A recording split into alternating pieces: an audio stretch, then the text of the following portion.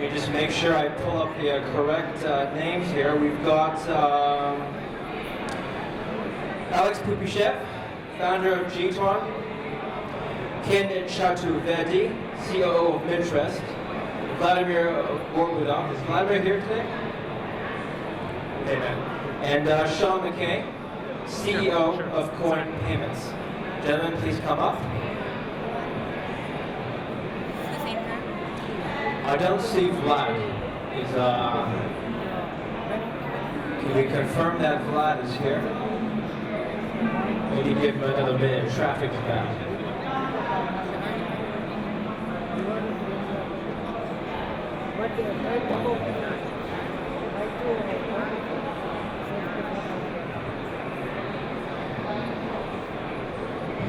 Okay, I think we'll give everyone a minute to get settled in, and then we can get started. My name is, thank you for the refreshments. Excellent service. My name is David Lin. I'm the anchor for Kitco News, and we have a booth over there. We'll be doing some interviews. So Kitco is an online media platform. We have about 500,000 subscribers on YouTube, and we cover all asset classes in the financial media, in the financial space, including blockchain and cryptos, which is why we're here at the conference.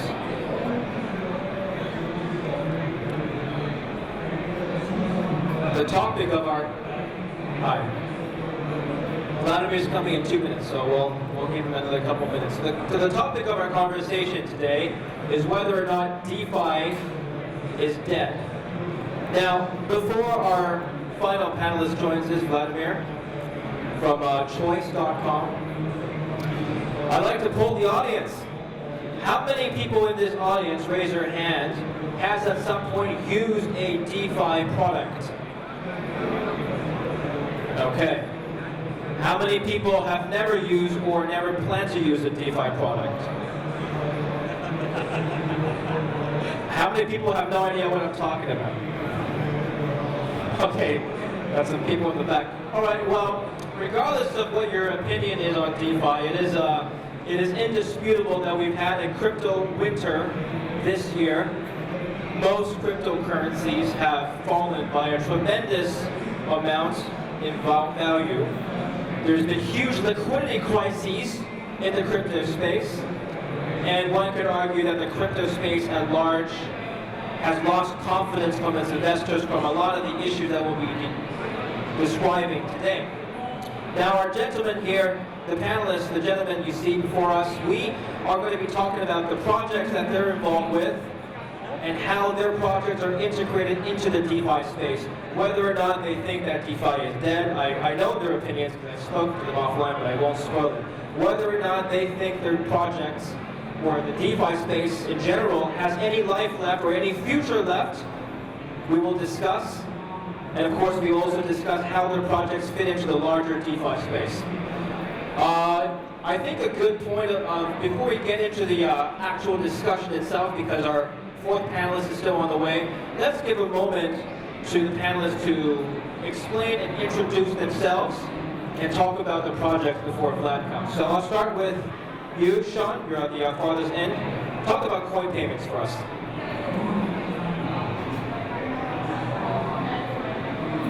Yeah, thanks, David. Coinpayments is a cryptocurrency platform with a custodial wallet for up to over thousands of different cryptocurrencies and tokens. And you can take it one step further and integrate our software into your business to accept crypto payments from your clients. Coinpayments isn't really a new project. We've been around since 2013. We've seen many crypto winter along the way, and can't wait to reassure you about my opinion on DeFi. Okay, all right. Kyn, let's talk about Minterest. Hi everybody, my name is Kyn. I'm the COO at Minterest. We're an upcoming decentralized lending protocol on Ethereum. Minterest is designed to outcompete all the other centralized lending protocols in the space. And the reason for that is dollar for dollar, if you're lending on Minterest, you're earning a higher yield. If you're borrowing on Minterest, you're paying a lower amount of interest. The reason for that is because Minterest is able to capture fees from all the operations it does, and then it distributes those fees to the users of the protocol. That way, we're actually generating real yield, and we're providing a far more cost-efficient approach for users of it. Good afternoon. Thank you for joining us. We've just got started. All right, so Alex, I'll let you introduce GTON. Yeah, hello everyone. I'm Alex Pupishev and I'm founder of GTON Capital. The GTON Capital is Ethereum scaling solution, basically optimistic collapse, with a stable coin as a gas currency. So yeah, I know it sounds difficult, but we will explain what does mean a bit later. And one more moment here. I am thinking that DeFi is dead, and I will try to prove that. You weren't supposed to spoil that for us. No. You know, No. you know what? I'm here. I think you're alone. I'm not sure, but I think you're alone. This is going to be 1 versus 3. Give it up to the hero here. All right. Vlad, let's talk about choice.com. Very interesting platform. Yes, thank you. So, my name is Vladimir Gorbunov. I'm in the fintech space over 12 years, and in 2017 I co-founded a company called Ethereum that made probably one of the first crypto cards in the market. And last couple of years we're moving into something much bigger than a crypto bank. So we do basically in our marketplace who will help people to earn more and more secure. All right, so let's get into the discussion itself. So this year, we've seen the cryptocurrency space lose or wipe out more than $1 trillion in value. Now, we've had major collapses from big crypto financial managers and institutions, including Celsius, Voyager, BlockFi that got bailed out. Three Arrows Capital is a notable example of a fund that got wiped out. A lot of confidence in the space, most importantly, has left.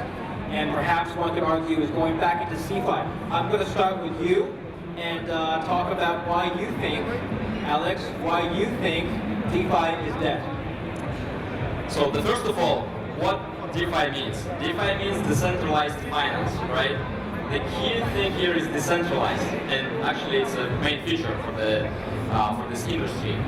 But if you look at how DeFi is working right now, you will notice that almost 80% of the so-called total value locked capital is represented by centralized stablecoin USDC, and of course USDT and others, right? So sounds weird that you're talking about decentralized finance, and the majority of the funds which are basically circulating within this represented by centralized stablecoin issued by some company with a cash on the bank. And the centralized stablecoin is actually under the censorship. I mean, in the USDT and USDC, the issuer is able to block any accounts. So it's not censorship resistance. And this is the main proof that the DeFi we have right now is dead. This is a recent development, happened this year? It's a good question. Before that, it was different. I mean, not so many supply of centralized coins. We have DAI as a future, as a promise of the future. But eventually, even DAI, the centralized stablecoin, only 70% collateralized by USDC. And another stablecoins like Frax, which is also big, is basically wrapper of USDC, right? So if you look at this, it is a joke. It is a joke. Wow. Okay. Gentlemen, please respond. I'm going to start with Vlad because I already know what you think. Vlad. Yeah, thank you. So first of all, I'll just come back to your comment regarding that. Like what happened with Celsius, or BlockFi or some other companies in the space. Like people think that it's bad, but I think that we need to really say, it's a big respect from my side to those companies that first of all, they showed a fantastic traction, how a company from zero to over 34 billion assets under management, could just expand it in less than 2 years. So, and it shows a big traction for that type of business. The second thing is that I think that it's important to understand the logic that money was not managed really good. And it means that it helps all the company in the space to just make better their risk strategies. So I think with the DeFi, we can't say that it's dead, because if something is dead, I mean, it's dead completely. Like it he cannot alive. Yeah, but I think that what happens with DeFi basically happens in most part of the market. So when we saw a very big traction, a very big demand from customers, and decentralized finance, they created a lot of infrastructure projects that actually helped now to other companies to create the blockchain ecosystem further. And we just see that people just take back their money because they're scared to lose them, but it's okay.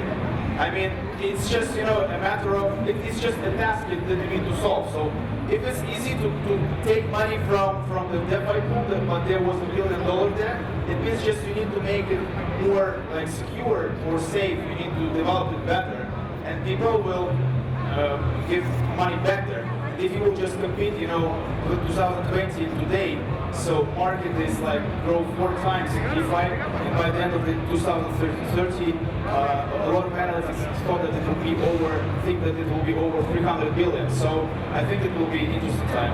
Let me give the other panelists a chance to respond. Yeah, you mentioned Celsius, which grew really fast from 0 to 34 billion. There's another company out there, Terra USD, might be familiar with that one. Certainly a giant blow up in the DeFi space. You hear every week of multi-hundred million dollar hacks, bridges, protocols, all this kind of thing. So it's not exactly giving faith to everybody who wants to participate in it. But is it dead? Definitely not. How do you define dead? It's a protocol that's out there and it can't be taken back, right? As long as people can continue using the smart contract, then it's never going to be dead. Sean, you haven't given a definitive answer yet. Is it dead or not? I didn't tell them that. It's not dead. It's not dead. It will never die. It's always out there. People stop using it. Just a little push and the truth comes out. Kyn. So I think the way I completely understand that when you're looking from a stablecoin perspective, it's a centralized token, right? But from a DeFi perspective, I look at the protocols that are out there as well. So the protocols themselves can actually be decentralized because you don't have a centralized party controlling them, so you may have a centralized aspect. On the other side, we look at a lot of data at Minterest. So we have a data science team that looks into this. And one of the things is, even if you just look at DeFi Llama, certainly 75% of TVL has dropped from the all-time high to today, right? That is true. However, it's also 10 times higher than it was 2 years ago, and it's staying steady. It has not actually left the system at all. Even from a stablecoin perspective, right? It's also from 10x for the market cap from 2 years ago. Even if it's centralized, part of it is still decentralized or died. And that is still there. The other thing to also look at is what is actually happening with liquidity providers, those who are providing capital within the DeFi ecosystem. By and large, you have some turnover, but mostly they're not necessarily leaving the platform. We were looking at Compound as an example. A number of these liquidity providers, they simply moved assets from Ethereum to USDC or USDT. They didn't actually pull it out of the actual system. Either that or they doubled down and said, we're going to buy more BTC, more Ethereum, and we're going to keep lending. So for the data that we've seen, it looks like it's stabilizing somewhere. It's in the tens of billions of dollars. It's not declining too much more, and people are not pulling the liquidity out like most would expect. If it was dead, we wouldn't have $50 billion of TVL sitting across multiple blockchains. 40%, by the way, is not on Ethereum. So that's the gist of it. So some aspects of the DeFi space, because DeFi is a very broad term, are, I guess, more dead than others, right? Alex, I'll let you respond. Good point about somebody is still keeping liquidity there. The only thing is why, because the yields are not there, right? I mean, then it's all started. DeFi protocols promise the yields. Initially, it started as organic yields, like Uni, Swap, Pool. Then you do trades, you're generating fees, right? This is organic way. But what happened then? All the protocols start doing the so-called farming, like tokens from absolute nowhere, from the thin air, was used as a reward for the liquidity provision, right? Right now, almost all those tokens are basically dead. So you're correct that in order to get people to use DeFi, you had to subsidize them by using some form of a yield farming mechanism. You could earn tens of percentages, 100%, right? Today, though, again, that $50 billion still sitting as TVL. If you look at the average interest rate, it's sitting between 1.5% and 2.5% on stablecoins. People are still sitting there, even if they're not earning significant yield, they're still sitting there, right? So that means that to me, it's not dead at all. This is why MakerDAO is actually accepted the proposal to convert the treasury funds into the US treasuries, right? Because yields are higher. Sean, I want to get your take on yields and yield farming, and then bring it back to the CFI space. In theory, if a traditional bank were to offer you 5, 6, 7% of your savings, could you not just, wouldn't you find that a safer place to park your capital? Wouldn't that be an argument against DeFi? All banks have to do to compete with DeFi is to raise their yields. Yeah, that's a good point. I mean, I think the central banks over the decades of their history have certainly built up the trust in the public. Some central banks, some countries more than others. But in general, yeah, if they were to increase their interest rates that they pay out, it certainly would be pretty attractive. And then on the DeFi side, though, you really have to ask yourself, where are they getting this money to pay these insane yields, right? Because a lot of it's HYP, like, Well, can you comment on, Coinpayments is well positioned to observe this, the overall transactions in the blockchain space from a consumer standpoint over the last, I would say, 6 to 8 months, and whether or not you've observed a correlation between the prices of these cryptocurrencies and the transaction volume. Yeah, definitely our payment volumes vary with how active the crypto market is. But recently, it hasn't really been affected too much. Stayed consistent, certainly growing throughout the years. One interesting thing that we have noticed, though, is a few years ago, about 80% of the payment volume we did on our platform was all in Bitcoin. And now that's down to about 30-40%, and we're seeing way more stablecoin volume. So stablecoin is certainly a nice entry point for the general public adoption of cryptocurrency. It allows them to avoid this insane volatility of exchange rates while still being in the crypto space and be able to transact globally without borders and all the other benefits of cryptocurrency. Vlad, I want to talk about another specific area of DeFi, which is to use cryptocurrencies in consumer transactions, kind of like what I was talking about right now with Sean. And tell us about Choice and how that platform works. And again, similar question to what I asked Sean, the volume of transactions that you've seen using credit cards, what people talk about the credit cards with Bitcoin, Ethereum, and actual purchases using cryptocurrencies. Yes, so definitely, Choice, from scratch, we will provide infrastructure for crypto fiat payments and settlements, and I would say that if it's one part of the cycle, for example, if it's a bull run, people will sell their bitcoins not so often, but they will sell their profit, I would say. They will still have the same amount of money, I remember, 2 years ago, there was a balance on my card, in my account. I was spending money with my card, but the balance was still there. So that's, I would say, one topic why people want to use cryptocurrencies to make payments. But in a crypto winter or in a crypto autumn, people are not so active, of course. So flat market and the crypto winter makes people think that for one part of audience that my Bitcoin is just on the price is low, I don't need to sell, and the other thing that I just probably wouldn't do anything now, I will just think a little bit stay for a while. So people are not really active. I'm curious as to whether or not people here, I'm going to poll the audience once more. Show of hands if you've actually purchased anything in the last 3 months using a cryptocurrency, not fiat currency, a cryptocurrency. Okay. All right, that's about a third. Alex, not to discourage you, but doesn't this disprove your theory?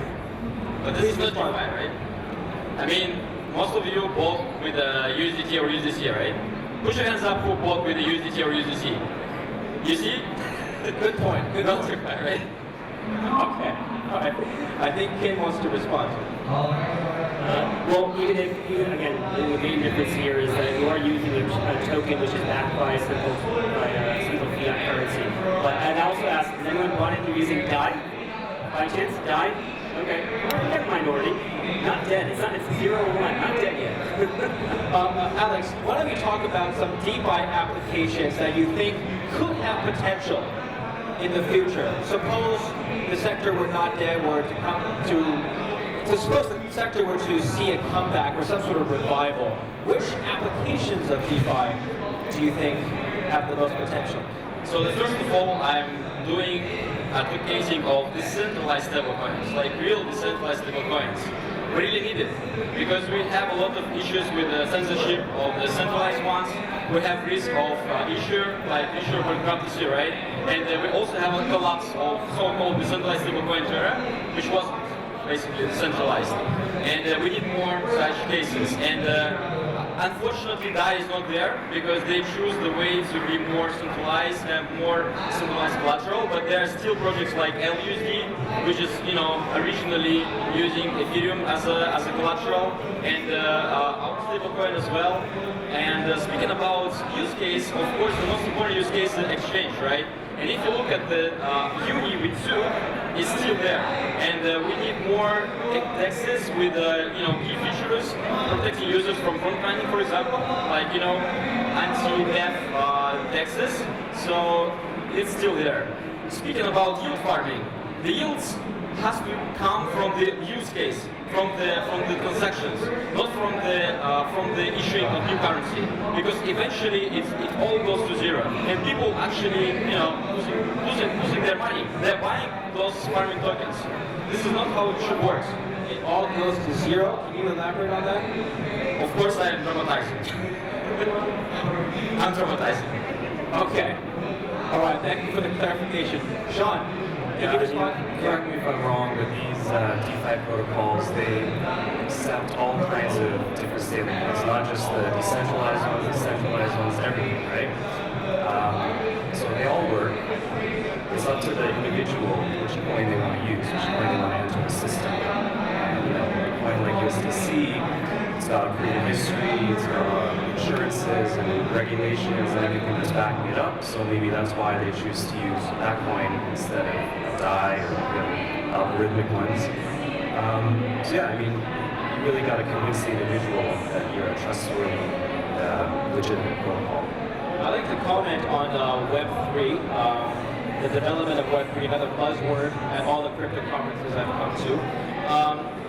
Would you argue that any commerce done on Web3, by definition, is decentralized? Kyn, I'll start with you. Certainly, it doesn't necessarily have to be decentralized. Web3 allows for each individual user essentially to own their own assets. That's really what Web3 is about, right? You're not having someone else owning your information, you're owning your own information.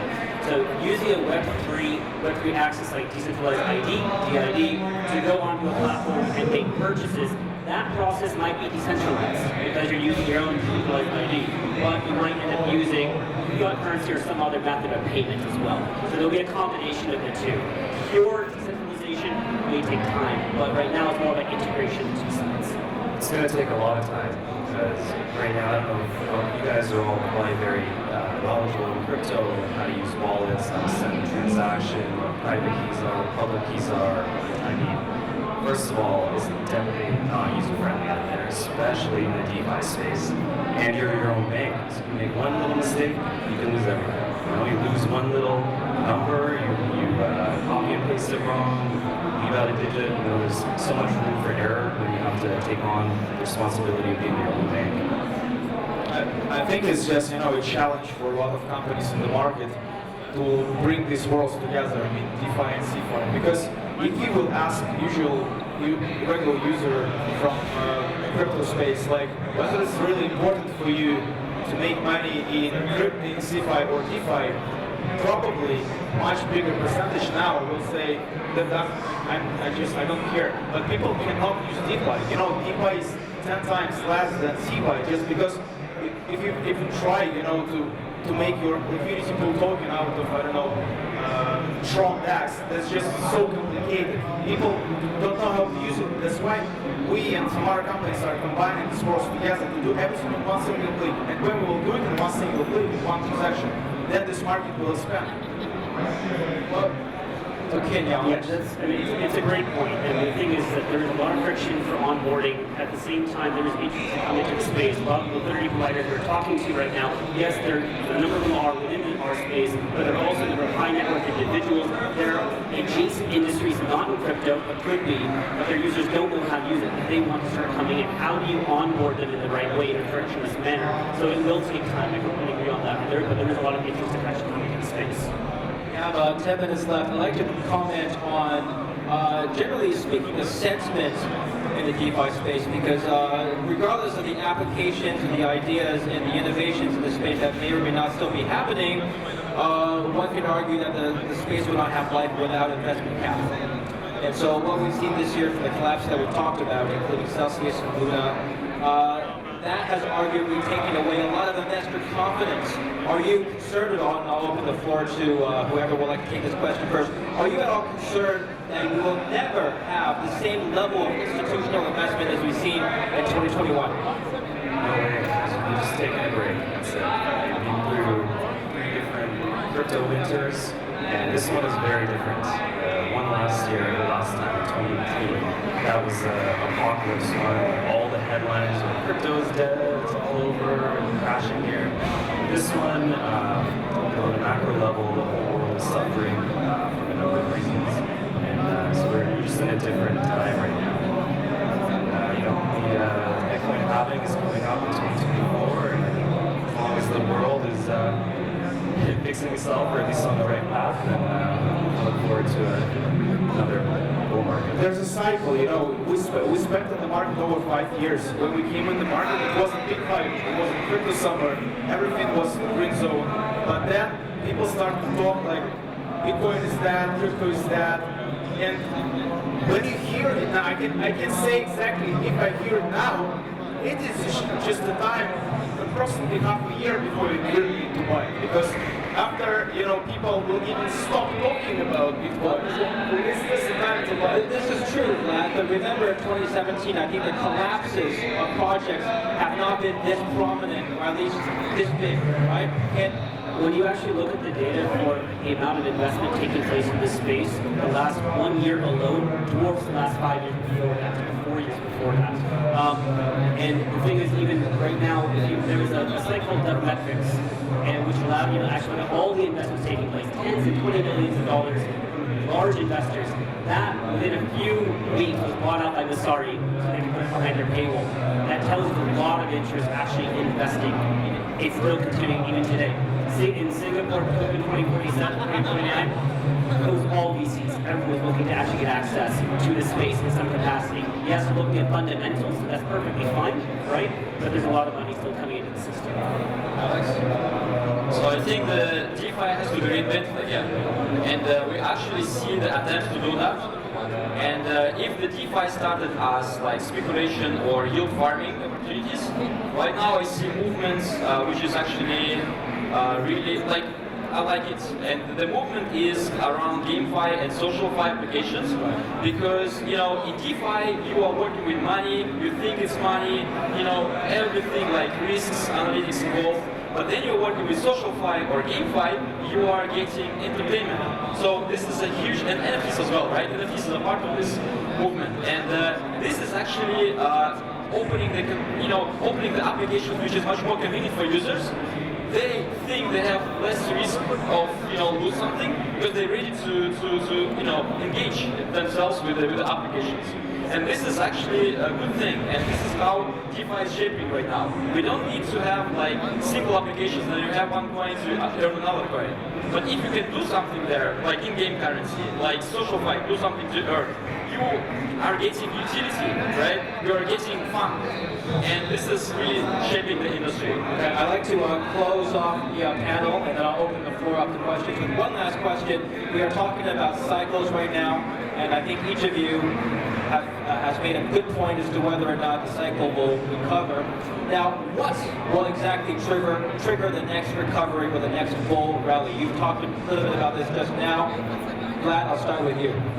Definitely it will be halving, so there is a constant demand for Bitcoin, and when halving exists, then maybe first half a year, if you look at the statistic, it is just not influence on the Bitcoin price, but after that it starts to influence first Bitcoin and other cryptocurrencies. Then investors come in there, so then a lot of retail investors come in there. So I think that this story is at least was like 4 times before, and it will be the same again. And we, all the people, I mean, that are in the market right now, we are not trying to, you know, to participate in the pure market. We want to have a big boom on the next bull run when I think the amount of money and the market will be at least 5 to 7 times bigger than it is now. Wow, okay. Yeah, I totally agree about the halving being kind of a turning point from where we are now. But also the crypto winter is, you know, when a lot of projects put their heads down and they get to work real hard because they're not distracted by price, they're not distracted by media. So I think, you know, the halving, if it coincides with the launch of a new part of DeFi that we haven't really conceived of yet. You know, this one was kind of launched by decentralized exchanges and NFTs and all that kind of stuff. I think we have yet to see what DeFi is really capable of.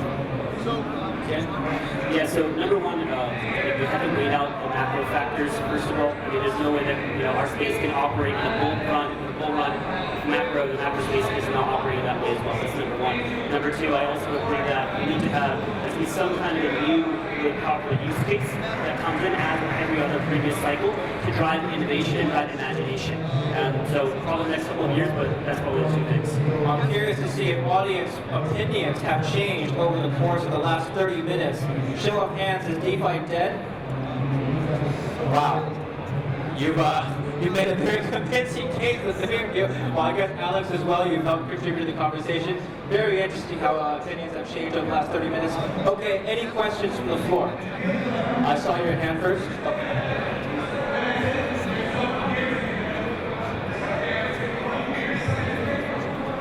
Hello. Thank you. Very nice discussion. Just I wanted to differentiate between retail and institutional. I mean, this floor will not really be winter or summer back until the big players comes in. And I guess one of the very important aspects here is regulation. Because still we are vague. We don't know what SEC will come, what county councillor will come and say, oh, you know, I'm gonna shut down this protocol, or we have seen what happened to Ripple a couple of years ago. And I mean, the micro factors is, as you guys have mentioned, it's for everybody. It's not just for crypto. I mean, look at gold prices, look at S&P 200 prices. It's not just this space, but what really matters is the fundamentals. And as Alex said, I mean, we have cases where like it's decentralized, but it's really not decentralized. And we have seen like with the tornado protocol, where like people just shut down a decentralized protocol and told people take your money back. So I guess the big factor here is the regulation, and until we have a clear cut what is security and what is really decentralized, I mean, we're still under speculation. But you guys comment? Hey, anybody? So, yeah, definitely. I think if you will compare it with internet market, when just first websites existed, and people thought that they would have a freedom of their voice, etc., etc. But now, if you will try to put something down in Twitter, you can go even to prison, So, and I don't think that DeFi space, it is just not big enough, to really take control over it. But look at the centralized space in the crypto. Like, it's very well regulated. It's very well regulated, and the whole crypto market will be more and more regulated in the next couple of years. And regulators are not sleeping. They look at what we're doing, what is like important and popular, what is not. And we teach them how to regulate ourselves. And I think we need to help them in some way to do it. But there should, for sure, there won't be a situation where people 10 years later will still, get some money in some, certain countries that they get from selling drugs. You know, send them to any person, and this person will pay with this money in the shop. You know, Let's using also crypto. address the first part of his question is whether or not institutional money can come back. So yes. Yeah, I mean, it's true that the regulations aren't fully defined to where the institutions feel comfortable investing their funds. But at the same time, you see a lot of these big institutional names launching crypto trading products for their clientele, even in the last couple of months, right? Big names, huge, right? But again, that's, I guess, more for the retail through the institutional. Do we have another question? Hi, good afternoon. So the previous panel was not able to answer this. I'm hopeful that you guys are going to be able to. So when we look at regulation, right, one friction is education. And as DeFi grows, there are many people that still don't know what capital efficiency is, why a TVL is a volume buffer hackers. So in your respective communities and companies, and even for your employees, how do you plan to educate everyone when it comes to DeFi? Let me answer this question. I think you're absolutely right, because education and insurance more than regulation. Why? Because regulation is always ahead of innovation, right? And sometimes it just kills innovation. So the education aspect is important. In our company, we have so-called GTON Academy. We are highlighting the topics, especially about stablecoins, because this is most popular use case for the crypto right now, the stablecoins. So we are trying to educate what kind of stablecoins we have on the market, how they work, and what kind of risk involved into them. This goes back to my previous point about DeFi being so complicated and risky for the individual. For example, do you know how the email protocol works? Okay, well, most people probably don't know how email protocol works. They just know that if they send an email to an address and arrives, they've been doing that their whole life. Right? So you need to make crypto products, financial products, any kind of product that's user-friendly, does one thing, but is built on the DeFi rails. So the individual never has to know about that. They never have to know how it operates. They just know what it can do. And it's not easy. Yeah, it's not easy. But even for us, right, the way we're building our lending protocol is really geared towards institutions. And we know that the front-end interface is going to disappear down the road, and it'll just be accessed from a back-end, right? And then the front-end will be retail-facing in a way where it's very comfortable for them. The second question that you basically were asking about education, even internally, we run weekly seminars with our team. They actually do presentations on regulation. We're in Estonia, so the EU regulation is sitting right there, right for us.